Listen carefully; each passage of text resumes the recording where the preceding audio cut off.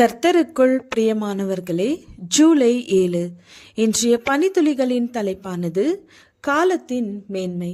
வசனம் சங்கீதம் 90வது அதிகாரம் 12வது வசனம்.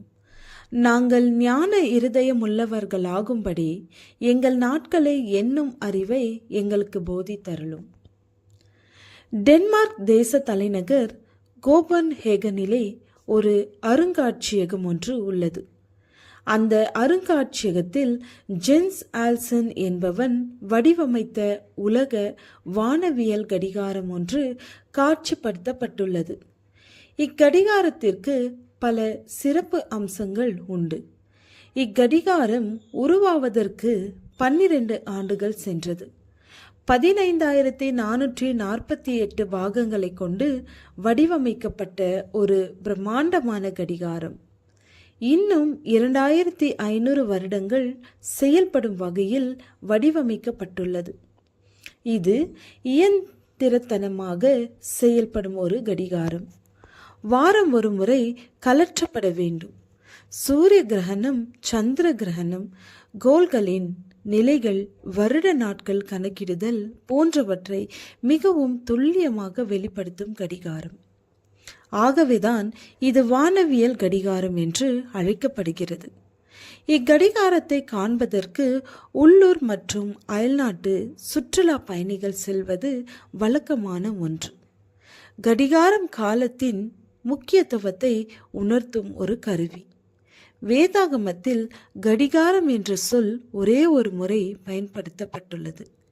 இதோ ஆகாசுடைய சூரிய கடிகாரத்தில் பாகைக்கு பாகை இறங்கின சாயையை 10 பாகை பின்னிட்டு திருப்புவேன் என்றார். ஏசாயா 38வது அதிகாரம் 7வது வசனம். காலத்தை படைத்த தேவனும் காலத்தின் முக்கியத்துவத்தை நமது செயல்களின் மூலமாக வெளிப்படுத்தி இருக்கிறார். இவ்வுலகத்தை சிருஷ்டிப்பதற்கு தேவன் எடுத்துக்கொண்ட காலம் 6 நாட்கள். 7ஆம் நாளில் அவர் ஓய்ந்திருந்து அதை ஆசீர்வதித்து பரிசுத்தமாக்கினார். காலத்தை கடைபிடிப்பவராகவே வேதாகமம் கர்த்தரை சித்தரிக்கிறது.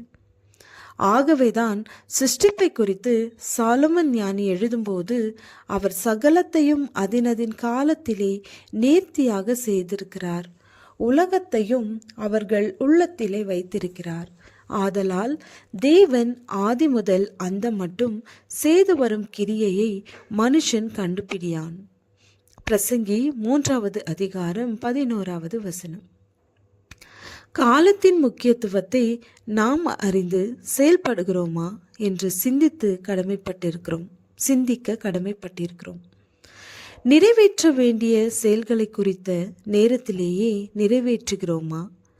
அன்பார்ந்த வாசகரே, ஏற்ற நேரத்தில் நம் செயல்பாடுகள் இருக்க வேண்டும் என்று விரும்புகிற தேவன் எல்லா காலகட்டத்திலும் நமது வாயின் வார்த்தைகளும் ஏற்புடையதாக இருக்க விரும்புகிறார். ஏற்ற சமயத்தில் சொன்ன வார்த்தை வெள்ளி தட்டில் வைக்கப்பட்ட பொற்பழங்களுக்கு சமானம். நீதிமொழிகள் 25வது அதிகாரம் 11வது வசனம். ஜெபம். கர்த்தாவே, நாங்கள் காலத்தின் முக்கியத்துவத்தை உணர்ந்து செயல்பட எங்களுக்கு உதவி செய்யும். ஆமென்.